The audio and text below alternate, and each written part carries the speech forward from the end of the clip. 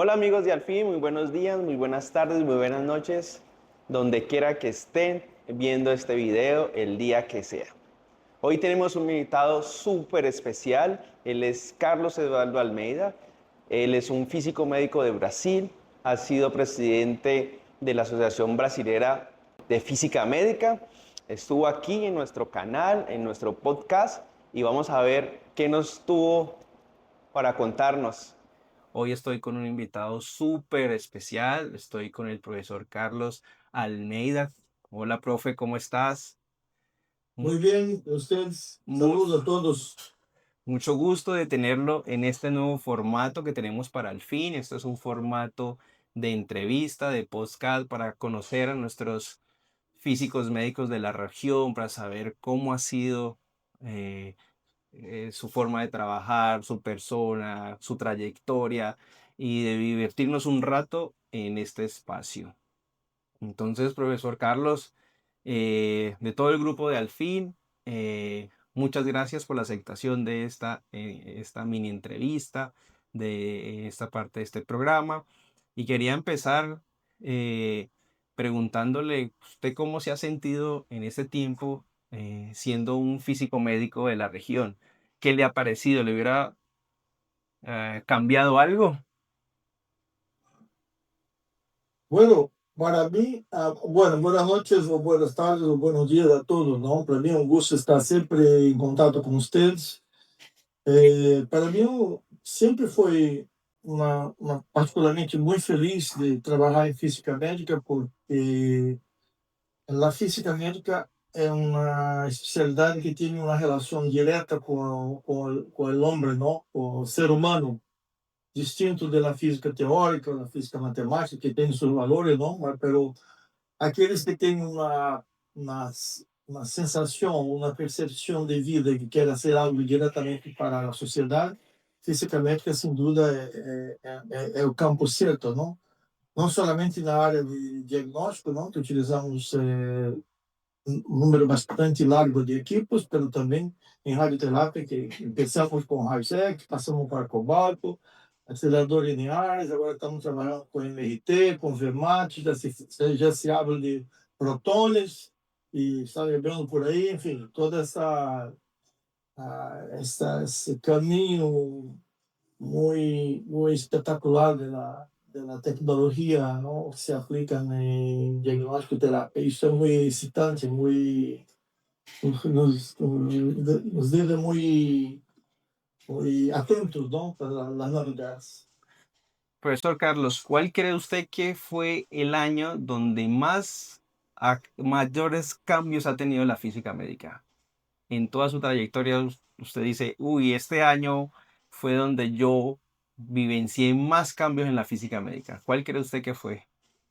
Yo creo que el año de no, 76, cuando la tomografía empezó a estar disponible para hacer las imágenes de los pacientes para tratamento en tres dimensiones, ¿no? Porque hasta aquel momento era una placa anterior, una placa lateral, y con eso se dibujaba el tumor, no sé cómo se conseguía mirar toda la estructura del tumor, ni dibujar los órganos críticos, ¿no?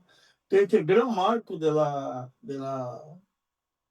desarrollo de la física médica, de la terapia, fue la introducción de sistemas de imágenes, no solo la tomografía, como la resonancia y el PET, últimamente, ¿no? Eso obligó a los físicos también a mejorar sus protocolos de cálculo, sus programas de control de la calidad, porque había un punto final que era la cura de um tumor, a identificação de um tumor e sua cura. Nesse ponto, eu acho que a imagem, a introdução da imagem foi fundamental. Porque creio também que a tecnologia ha avançado muito, não? Numa velocidade muito larga, e a radiobiologia está muito despacio. Não está acompanhando a biologia tumoral, e a radiobiologia não está acompanhando o que os equipos de radioterapia nos oferecem. Por Ujú. isso, muitas vezes não podemos melhorar os resultados do tratamento, porque não conhecemos muito sobre onde está o tumor, onde está a doença subclínica, onde pode haver metástases, para apoiar um plano de tratamento mais forte, não? Profesor, ¿cómo fue su primera interacción o su primer momento en la física médica? ¿Qué se acuerda usted que pasaba en ese momento en el mundo cuando usted empezó en este mundo de la física médica? Bueno, naquele momento, o melhor equipo que teníamos em Brasil era a unidade de telecobaltoterapia, não? Havia os raios X para lesões superficiais, os raios X de 250, 400 kV, que eram as lesões semi-superficiais, e o cobalto, que foi um grande câmbio na radioterapia, porque o dosímetro que se utilizava na época do raios X era a reação de pele, não? Se era a pele, quanto que a pele suportava de doses. E muitas vezes a dose do tumor não era suficiente porque a pele também não conseguia suportar, não? Ujú. Quando o cobalto chegou, a dose máxima não era a superfície, era 5 milímetros. Então, os médicos começaram a ficar, bueno, como que eu vou correlacionar o resultado clínico, a reação de pele com as doses? E aí os físicos entraram para fazer o trabalho de poder fazer as medidas, a correlação da dose no meio, olhar, mirar os efeitos das heterogeneidades, por exemplo, de aire no pulmão, osso em alguns pontos. Nesse momento, creio que foi um marco, não? E quando saí, em seguida desse hospital, que fui para o MD Anderson, em Houston, já foi introduzido com aceleradores lineares de grande porte, não? De 20, 18 megavolts, 25, é onde eu entro em testes de doutorado, não? Então, o primeiro contato foi muito simples. Então, e Ujú. também a bracterapia, uma bracterapia que não era de alta taxa de doses, era fonte de rádio, onde eu teria que manipular as fontes de rádio para preparar os ovoides, os tândems, e os pacientes ficavam com 24, 48 horas Wow. com esse material dentro deles, não? E aí radiava o paciente ao lado, também radiava as enfermeiras e os médicos quando ligavam. Então aí tinha uma proteção móvel que protegia pelo menos a parte pélvica dos atendentes, não? Foi uma época de muitos desafios, não? Porque eu estava solo. Eu não tive uma escola de física médica em Brasil, não havia uma escola de física médica em Brasil. Havia 4 físicos em São Paulo e mais 2 em Rio de Janeiro, e solamente. Eu trabalhava no norte do Brasil, no nordeste do Brasil. Então, foi muitas coisas autodidatas que tive que buscar e fazer algumas buscas mais. Não havia Google, não havia ChatGPT, não havia nada disso, então você tinha que virar nas revistas que chegavam com 3, 4 meses de retardo, não? Mas eu tinha que virar aquilo ali. Ou enviamos carta ou telex para as físicas lá de Stanford, com quem eu discuti muitos uns casos de tratamento do manto, né, técnica de manto para linfoma. Enfim, foi muito interessante. Mirando para trás, foi um desafio muito grande. ¿Y cómo llegó? ¿Cómo llegó? ¿Usted estaba en alguna parte y alguien le dijo, hey, ven y haz esto? ¿Cómo fue el primer momento que Bueno, pasó? estaba en el tercero, nacido, o curso de física son 4 años, se sale con bacharel, ¿no? Ujú. Después tienen los 2 años, 3 años maestría y doctorado. Yo estaba en el tercero año cuando el director del Hospital de Cáncer de la ciudad que yo vivía llamó al director del Instituto de Física y preguntó si había algún alumno interesado en trabajar en el hospital. E eu me interessei, fui ao hospital e conheci esse médico que eu estava falando, o Dr. Luiz Carlos Calmon, que foi uma pessoa assim, muito impactante do ponto de vista profissional e também de amizade. E não tinha muitas ferramentas para trabalhar, os cálculos eram manuais, a câmara de ionização era uma câmara grande que tinha 6 centímetros cúbicos, não? E havia um eletrômetro também que tinha uma fonte a barro que se fazia um pouco o controle, assim, zero, verificava a fuga e tal. Eu fui trabalhando em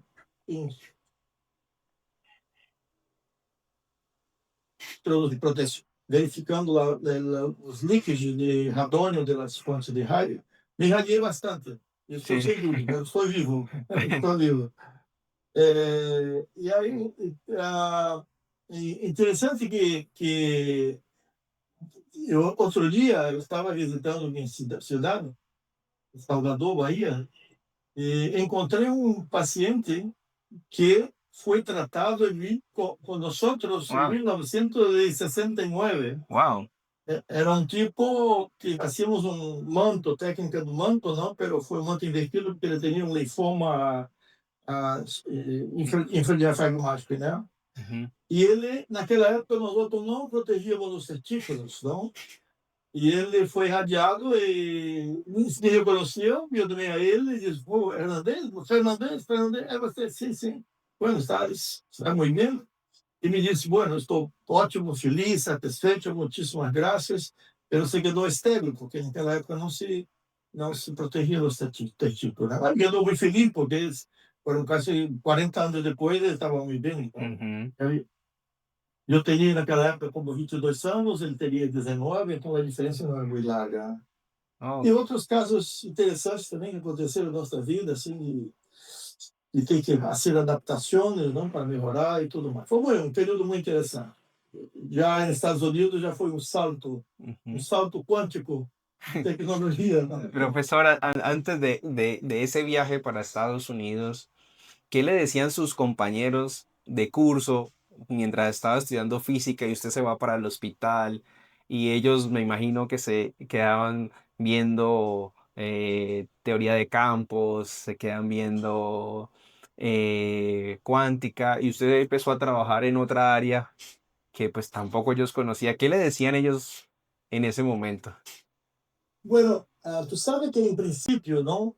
Los físicos son divididos en dos clases. Los teóricos, que são os grandes físicos. Os experimentares são aqueles que não são teóricos e foram trabalhar e experimentar. Só que os físicos têm a parte experimental, e experimentam sendo físico, não trabalham, não morreram, junto, não? Ujú, Eu nunca senti uma discriminação por fato de sair do campo da teoria de campo, sair do livro de Feynman ou de teoria de campo, não recordo o nome, era um livro russo, um russo, para trabalhar na área experimental. Landau. Não tive nenhuma dificuldade do ponto de vista de aceitação ou discriminação, porque, em realidade, quando se trabalha com uma área que é tratamento do câncer, sempre você encontra alguma pessoa que ou tem câncer ou um parente que tem câncer e que tem a oportunidade de passar por algo que está ligado ao seu trabalho, não? Então, nesse ponto, eu acho que os colegas da sociedade mira você como uma pessoa que tem uma importância muito, muito grande Ujú. para o diagnóstico, que é uma área que você está trabalhando, mas também na área de terapia, principalmente na área de terapia. Entonces ellos querían conocer lo que hacía, les explicaba, entendían o no se interesaban. Eu creio que eles estariam mais interessados em teoria de campo, em eletromagnetismo, mecânica quântica, essas coisas, não? O que eu falava era uma curiosidade, não? Ujú, Pero fui sempre muito respeitado e levei muitos para conhecer o trabalho que onde estava. Agora é bem distinto, não?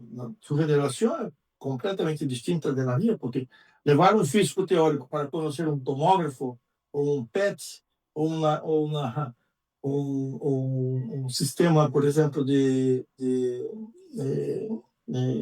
uma diagnóstico invasivo, né?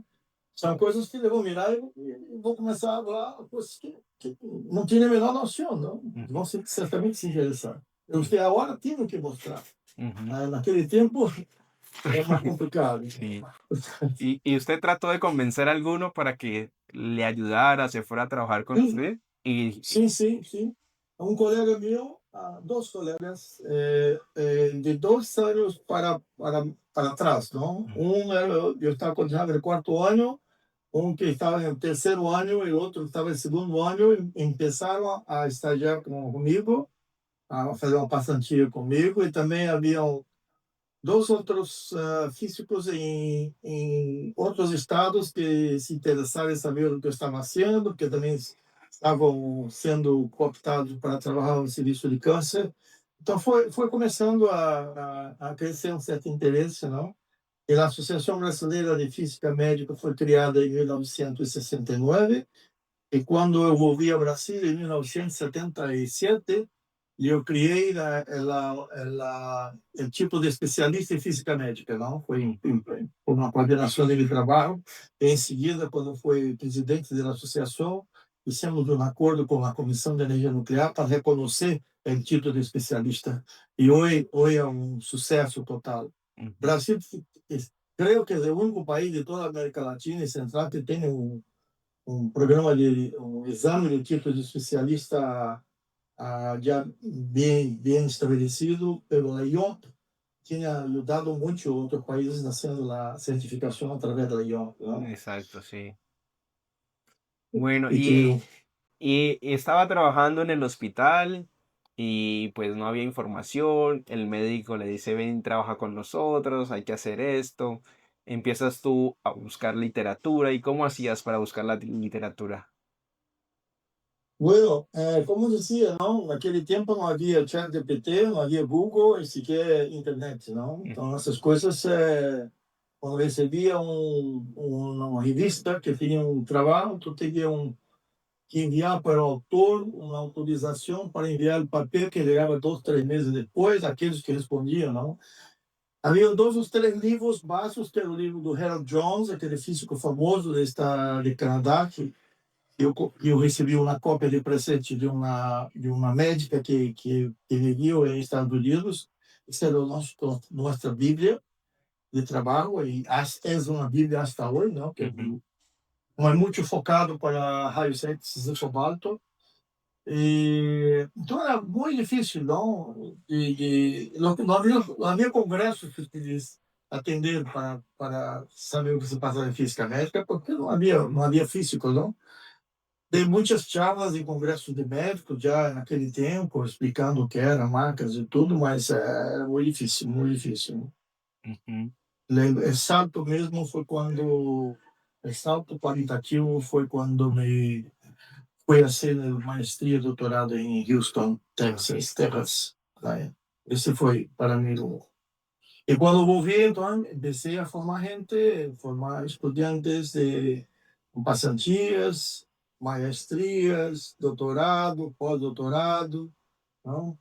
No total, creio que, como você falava, creio que eu tenho, não estou muito seguro, mas são 175, 78 estudantes de cerca de 35, 40 maestria, 30 doutores, e alguns pós-doutores, e agora eu estou trabalhando somente com doutores, então estou Ok. mais orientando maestria. São 4 doutorandos que estou trabalhando nesse Wow, momento. wow, wow, bastante, bastante. Carlos, y cuando llegaste ahí a Houston, ¿ya dominabas el inglés o te tuvieron que Eu, hacer nivelación? ¿Cómo fueron não, esas primeras clases ahí? é interessante porque naquele tempo nós outros não saímos do nosso país, não? Ujú. Então, a primeira viagem internacional era que eu tinha que ir para Houston, não? Então, eu mirei e disse, mira, eu tenho que buscar um vuelo que vai sair de Rio de Janeiro e vai para Houston, sem cambiar. Não? Sí. Então, eu peguei um vuelo de Rio de Janeiro, pagou em Manaus, depois em Panamá, depois em Cidade de México e Houston. Ok? Cheguei a Houston às 2 horas da manhã, naquele tempo eu tinha uns bigodes largos, cabelo largo, né, com todos era moda, não, digamos assim. E quando eu passei pela aduana, um tipo, por favor, vem aqui. Ele me mostrou uma carteira FBI, por favor, saque toda a sua roupa. Ele me deixou, ele me deixou totalmente sem roupa para ver se estava trazendo alguma marihuana de México, porque era o caminho, né, México, Ajá. Houston. E foi Mas, sim, ao final, havia um americano que havia passado algum tempo em Brasil, que ligou e explicou para ele o que eu estava fazendo. El día seguinte, eh, fue muy curioso también porque estaba en el hotel. Llegué en pleno verano. El verano en Houston, a la noche empieza como a las 10 de la noche, ¿no? Claro, Ujú. ¿no? Yo me quedé en la habitación y dije, bueno, cuando llegar la noche, yo voy a bajar para cenar. Entonces esperaba. Pero cuando la noche llegó, que yo bajé para el restaurante, estaba cerrado. Porque estaba Claro. 10 horas de la noche, ¿no? Sí, sí, sí, sí. Aí que aprendi essa coisa. Depois, no hospital também foi meio difícil, né? Nesse primeiro ponto, porque o inglês era muito malo, não, quase nenhum, não. Pero foi muito bem recebido por el jefe do departamento, Dr. Charles, e depois por outros amigos. Outro dia encontrei congresso em San Antônio, um congresso de Astro. Encontrei um colega meu que ha hecho a maestria comigo, Sam Hancock, que trabalha na empresa hoje de radioterapia, e me disse, Carlos, você é a única pessoa que aprendeu inglês com um dicionário em seu braço. Ah, entonces tenías que É, andar con un diccionario, buscar o la xarope palabra. sempre viajava. E o chefe do departamento me dizia, bueno, você tem uma televisão em casa? Eu digo, não, não tenho, não vou lhe dar uma televisão. E também aprendi muito inglês escutando os programas, não, de entrevistas o jornal, não? Enfim, foi acostumando, porque eu nunca hecho um curso de inglês, nunca fui Ya, à ya. escola para hacer Para, curso profissional de inglês. Foi assim, aprendendo com muita força e, ao mesmo tempo, trabalhando. Publiquei 8 trabalhos como professor durante o período de estudo lá. Me casei, volvi ao Brasil um mês, casei, meu filho nasceu em Houston. Enfim, ujú. uma história muito interessante e eu sou muito contente porque você esteja fazendo essas perguntas que estou mirando no passado, um pouco ao passado. Excelente, excelente. Y bueno, y estuviste en Houston, terminaste inicialmente el año que fuiste a hacer por el hospital y luego te extendiste. ¿Te imaginabas desde el comienzo que ibas a estar tanto tiempo por fuera de Brasil? Não, em realidade eu pensava que era somente um ano, depois foi mais um ano, e aí a outra beca consegui de mais 4 anos. O primeiro ano foi muito difícil, não? Porque primeiro não falava muito bem a língua, não? Ujú. Segundo, me confundiu muito com os americanos e ali na Texas é uma cidade do estado que tem muita discriminação com os americanos, então chamavam de chicanos, não? Ujú, E quando dizia, não, desculpa, eu não falo espanhol, que língua hablas? Eu falo português, então ujú, entendia que era outro país e tal. Isso foi muito difícil, ujú, pero sempre fui muito bem recebido profissionalmente, muito bem recebido no departamento, ujú, pero um pouco de discriminação afuera, não? ujú. Como Sí. todos os latinos sofriam naquela época, não? Ujú. Uma discriminação, pero não era nada que me estimulava a abandonar o projeto, não? Isso foi Ujú. ¿Y qué te decían tus padres ahí? ¿Cómo te comunicabas con ellos de haberte ido un año? ah, Mamá, papá, me voy un año y después otro año y otro año. ¿Qué sobre. decían? Bueno, naquele tempo não se falava por teléfono tampouco, não? E com minha novia, não? Eu me comunicava com ela por uma coisa que não sei se vocês sabem, o que é um radioamador, sabe o que é, não? No. São pessoas que têm um rádio que põe, que podem se comunicar com outras Ah, pessoas de outros países, não? Na frequência que sí, se sí, sí, ya combina sé e cuál. tal, Sí, não? sí. Então, muitas vezes eu me comunicava com meu irmão através desse sistema que chamava rádio amador, que é um rádio de ondas curtas, Ajá. muito curtas, que você falava como alô Diego, câmbio. Aí Diego falava, oi Carlos, câmbio. E Ujú, assim se comunicavam. Aí o som desaparecia, eu ouvia e tal. E por carta também, não? Se escrevia ujú. muita carta, muitas cartas. Ujú. Não havia teléfono, não existia, pero era muito caro, Sí, sí, caríssimo sí. para um teléfono. Pero te Então, decía su mamá en las cartas, ¿cuándo vuelves? ¿Qué ha assim, pasado? claro, eu dizia: "Quando vai ver?" "Um dia, um dia chegarei". De toda maneira, quando eu voltei de Estados Unidos, já não fui viver na mesma cidade de meu padre e minha madre, já fui viver em Rio de Janeiro. Ujú, Então, se já havia uma certa compreensão das distâncias, não? ujú. Bueno, y después de todo ese trabajo y volver con ese conocimiento y esa responsabilidad de ahora ser un físico médico que llegar a un país donde la física médica estaba iniciando, ¿cómo empezaste a hacer lo que hiciste? ¿Cómo empezaste a creer? ¿A quién le tocaste la puerta primero de decir, mira, deberíamos de empezar a hacer esto? Uma pergunta muito difícil. Não sei exatamente se é uma pergunta que tem uma resposta estocástica ou não. Eu creio que é mais uma resposta estocástica, porque nós outros não temos controle de todos os parâmetros da nossa vida, não? Ujú, Temos que mirar para trás e dizer, ok, com todos os problemas, chegamos aqui. Então, eu creio fundamentalmente que a sorte está sempre atrás da coragem, não a coragem está atrás da sorte. E não é porque se não conseguiu algo, dizer, foi mala sorte, isso, mal. Não, não, mala. Se tomba, levanta e vai adelante, não? Então, tem que buscar as coisas que tu queres fazer, não? Então, não, creio que é uma regra muito interessante isto. Duas regras importantes é que saber que tu não sabes tudo, não?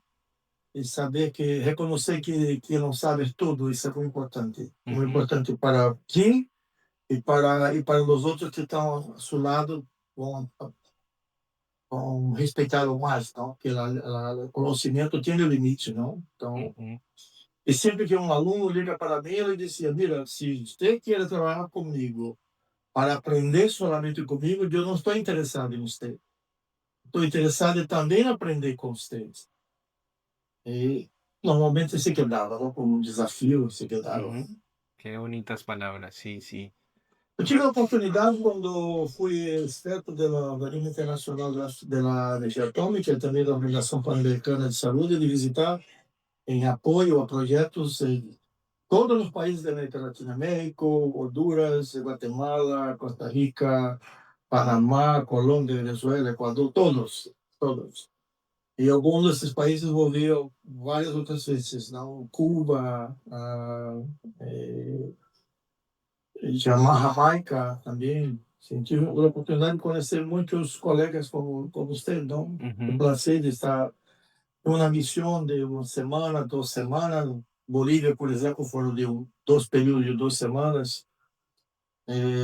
Para mim foi muito importante conhecer tanta gente e ao mesmo tempo ujú, poder ajudar, porque chegava e via que as coisas eram, que tu passagem por aquele sítio era de uma certa forma, não quero ser arrogante, não, pero é impactante, né, ujú. para melhorar as coisas, então, para mostrar o caminho mais correto de fazer as coisas, não. ¿Qué es lo que más te ha gustado de hacer por medio de la física médica? Olha, em todas as áreas que eu trabalhei, me gusta muito. Hoje, há anos que eu estou mais involucrado na parte de calibração de equipes, na metrologia, na padronização secundária, padronização primária, mas sempre com foco em el usuário que é o físico que trabalha no hospital. Sempre. Ujú, Não se pode fazer metrologia por fazer metrologia. Tem que saber, por exemplo, em radioterapia, se você está calibrando aqui porque tem uma incertitude de 1,5%, mas se para radioproteção pode ser 10%, se para diagnóstico pode ser 8%. E não adianta você querer medir com 2% quando o conhecimento daquela especialidade aceita, por falta de conhecimento, 10%. Então, há um equilíbrio sempre, um custo-benefício não associado ao que tu está Uhum. fazendo, e tem que estar muito focado, não? Para que não esteja dando um tiro de canhão para matar uma mosca. Ou, ¿Y, y qué fue lo, digamos que en todo este tiempo en la física médica, qué crees que ha sido lo más difícil de aprender? Que dices, uy, a mí me costó mucho esto, o me tuve que entrenar mucho para poderlo hacer. ¿Qué crees que fue? foi a parte da dosimetria numérica, de trabalhar com código de Monte Carlo, Ujú. não? Que há muitos, não? Há Eggs, há Eclipse, há Esmeralda, há Penelope. Há uns que são meio tipo na pessoa. Isso para mim foi mais difícil porque estou estaria mais ligado à física teórica, à programação, não? Embora tenha usado Fortran quando eu estava estudando em Houston, pero essa correlação entre a matemática, a física e os códigos foram se acomodando com o tempo, não foi uma passagem assim, rápida, foi passo a passo, tendo correlação, verificando experimentalmente se aqueles resultados estavam corretos, né, para validar o processo. E hoje que estamos trabalhando muito com Monte Carlo, não?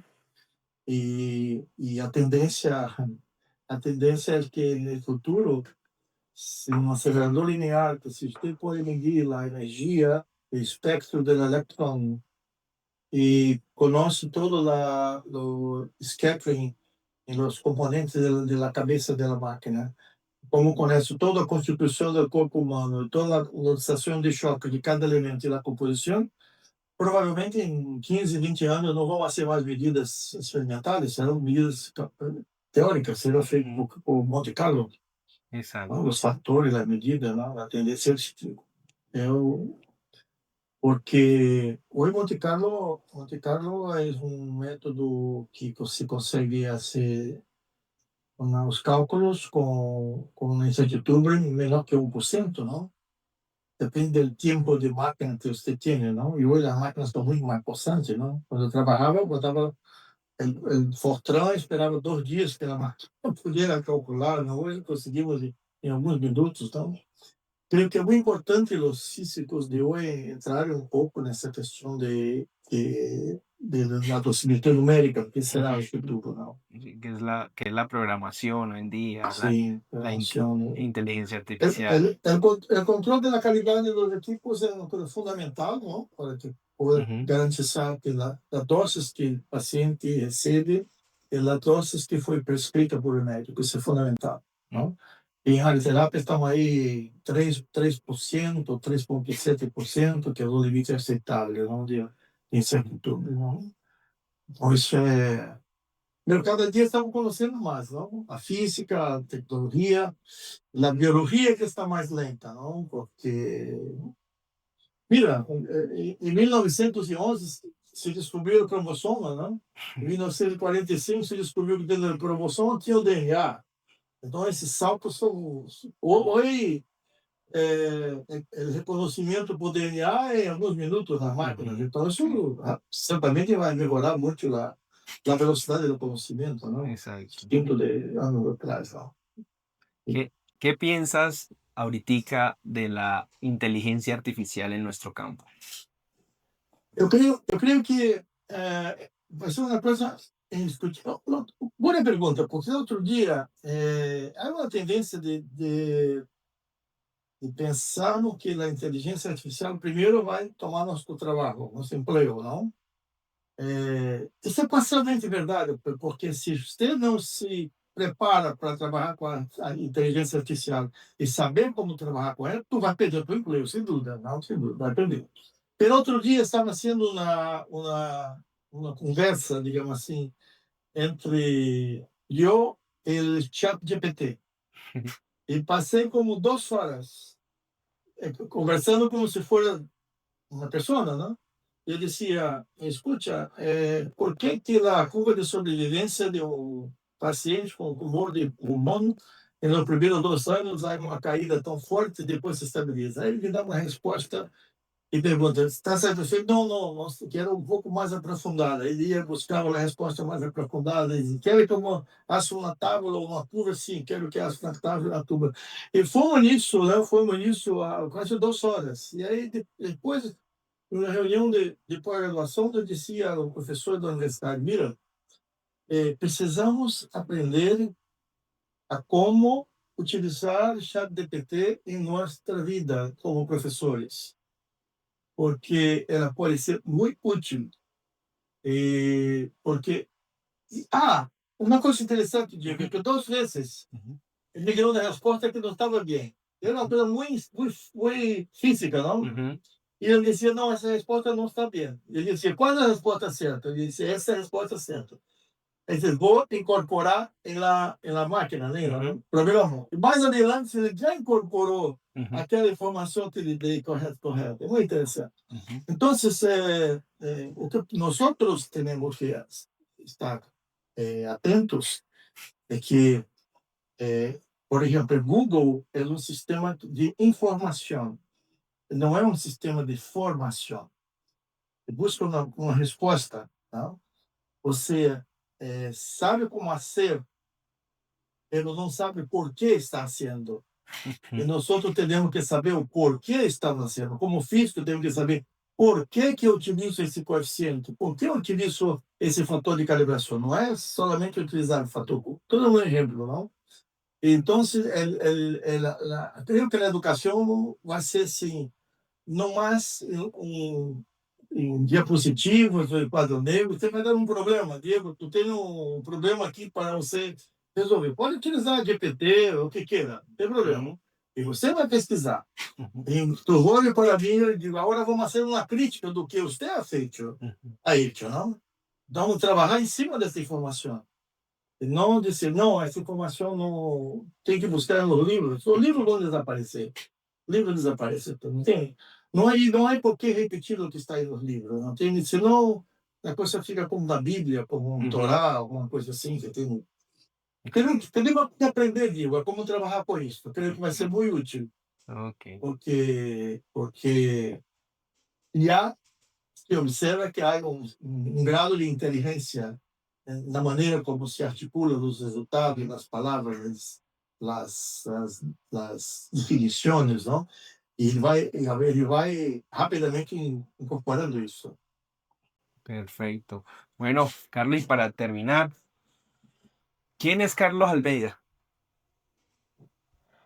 Carlos Almeida é um simples físico que trabalha há várias décadas e que me gusta muito trabalhar e continuar trabalhando enquanto a cabeça estiver em ressonância com as pernas. Interesante, qué bonita respuesta. Y para estos chicos que nos están viendo, que están entrando en el mundo de la física médica, para nuestros otros colegas que ya están trabajando, ¿qué les dirías ahorita? ¿Hacia dónde vamos? ¿Cómo nos Eu, quedamos aquí? eu diria uma coisa: sempre na física médica, o objeto da física médica é o paciente. Não é a física por a física, é o paciente. Se tu trabalhas em diagnóstico, terapia, ou sei o que for, sei lá, o foco é o paciente, o resultado do paciente. E pensar que o paciente poderia ser você, poderia ser sua madre ou sua irmã. O foco é o paciente. Não existe nada na física médica que seja por a física médica. É o paciente. É sempre pensar isso. Ok, muy bien, bien, concuerdo contigo. Bueno, Carlos, gracias por este espacio, por este momento, por dejarte conocer, por contestar las respuestas, por explicarnos y mostrarnos cómo ha sido tu trayectoria con otras preguntas. Y te agradecemos mucho desde todo el equipo de Alfin, te llevamos en el corazón. Gracias por todo lo que has hecho por la física médica en Latinoamérica. Y eres el primero que empieza con nuestro programa y nos vemos en una próxima ocasión, Carlos. Eu estou muito feliz, muito contente, Diego, com essa oportunidade. E digo com sinceridade que você aí que perguntas que eu abri depois que normalmente não abro, não? Esa es la O idea. sea, Sí, me provocó y yo fui buscar cosas de 30, 40, 50 años atrás, no sé, y que hablé con mucha espontaneidad y con mucho cariño con ustedes para que conozca un poco más de mí. Muchas gracias por la oportunidad de hablar de mí sí, y sí, estar sí. con ustedes. Listo, no, muchas gracias a ti y nos vemos en una próxima ocasión. A todos allá en casa. Chao, chao. Ah, chao.